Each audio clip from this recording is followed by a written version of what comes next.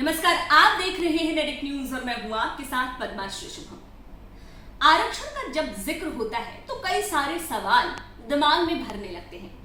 आरक्षण किसको मिलना चाहिए, आरक्षण किसको नहीं मिलना चाहिए, कौन उसका सही पात्र है, ये सारी बहस समय समय पर उठते रहती है। समय समय पर इससे को लेकर बवाल होते हैं, प्रदर्शन होते हैं। आज हम इस वीडियो में जानेंगे आरक्षण से जुड़े कुछ ऐसे फैक्ट्स जो आप अभी तक नहीं जानते होंगे। इसके बारे में हम आपको बताएंगे इस वीडियो में। साथ ही साथ हम बताएंगे कि आरक्षण को संविधान में शामिल करने के पीछे भीमराव अंबेडकर की क्या सोच थी। आखिर उन्होंने संविधान में आरक्षण को क्यों जगह दी, इसके पीछे उनका पूरी उनकी सोच क्या थी, किस समाज को वो आगे ले जाना चाहते थे, या फिर इसके पीछे उनका क्या एक बहुत ही स्ट्रॉन्ग पहलू था जिसके चलते उन्होंने आरक्षण को लागू किया। जानेंगे इस बारे में पूरे डिटेल में। लेकिन उससे पहले अगर आपने हमारा चैनल अभी तक सब्सक्राइब नहीं किया तो जल्द कर लें, बेल आइकॉन दबाना बिल्कुल न भूलें। वीडियो पसंद आए तो लाइक करें, कमेंट करें और शेयर करें। अगर आप हमें फेसबुक पेज पर देख रहे हैं तो हमारा पेज सबसे पहले लाइक करें। चलिए आगे बढ़ते हैं और आरक्षण की हिस्ट्री जानते हैं। आरक्षण का जिक्र सबसे पहले साल 1882 में हुआ। 1882 का वो दौर था जब हंटर आयोग में एक बहुत ही फेमस समाज सेवी हुए जिनका नाम था ज्योतिराव फुले। उन्होंने इस आयोग के तहत उन्होंने क्या मांग की? उन्होंने मांग की कि आनुपातिक आरक्षण दिया जाए। अंग्रेज सरकार आनुपातिक आरक्षण दे, अपने नौकरियों में फ्री शिक्षा दे, या फिर एक अनिवार्य शिक्षा जो कि हर किसी को मिलना चाहिए वो शिक्षा दे। एक अनुपातिक आरक्षण देने की उन्होंने मांग की थी अंग्रेज सरकार के सामने। हालांकि 1908 में अंग्रेजों ने इस मांग को मानते हुए आरक्षण को लागू भी कर दिया था। तो आरक्षण सबसे पहले तभी लागू हुआ था। क्या आपको पता है कि आरक्षण कमेटी बनी थी? एक आरक्षण को लागू करने के लिए कमेटी बनाई गई थी जिसमें आरक्षण को लागू करने और ना करने को लेकर एक वोटिंग की गई थी। आपको बहुत आश्चर्य होगा कि इस कमेटी में 7 लोगों के वोट में 5 लोगों का जो वोट था वो आरक्षण के अगेंस्ट था। यानी कि 5 लोग ऐसा नहीं चाहते थे कि आरक्षण संविधान में लागू हो। वो 5 लोग बहुत ही जाने माने थे, बहुत इंटेलेक्चुअल थे। उनके नाम मैं अगर आपको बताऊं तो मौलाना आजाद, मौलाना हिफ्ज उर रहमान, बेगम एजाज रसूल, तजम्मुल हुसैन और हुसैन भाई लालजी, ये लोग आरक्षण के सख्त विरोधी थे।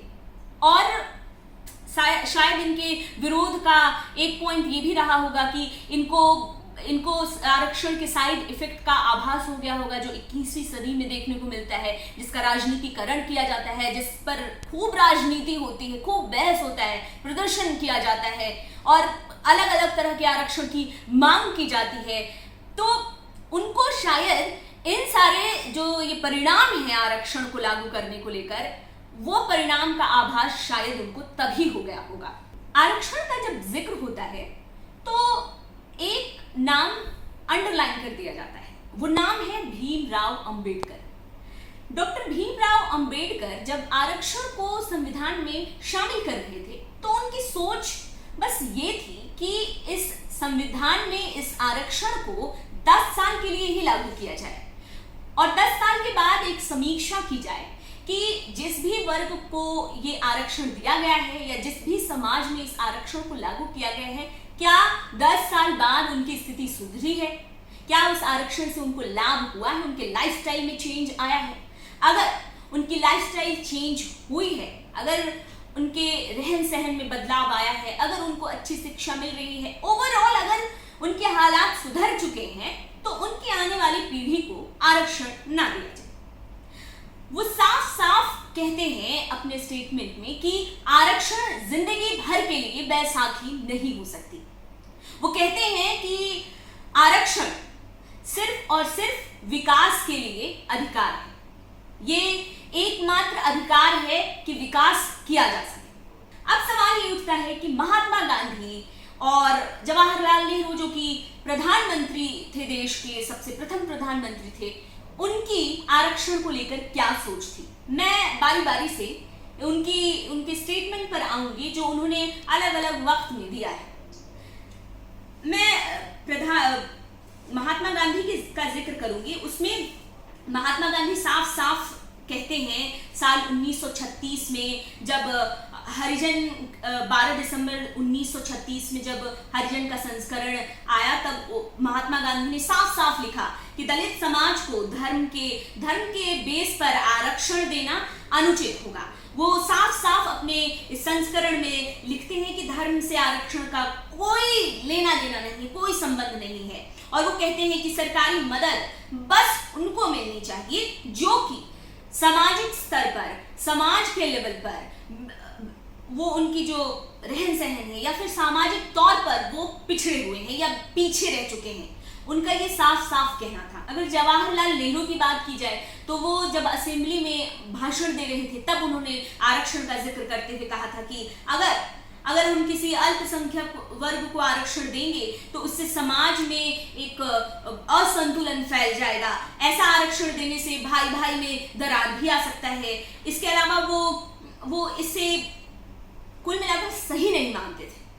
जब उन्होंने ये भाषण तब दिया था जब 26 मई 1949 को वो असेंबली को संबोधित कर रहे थे, तब उन्होंने अपने इस संबोधन में इस चीज आरक्षण का जिक्र करते हुए ये सारे स्टेटमेंट्स दिए थे।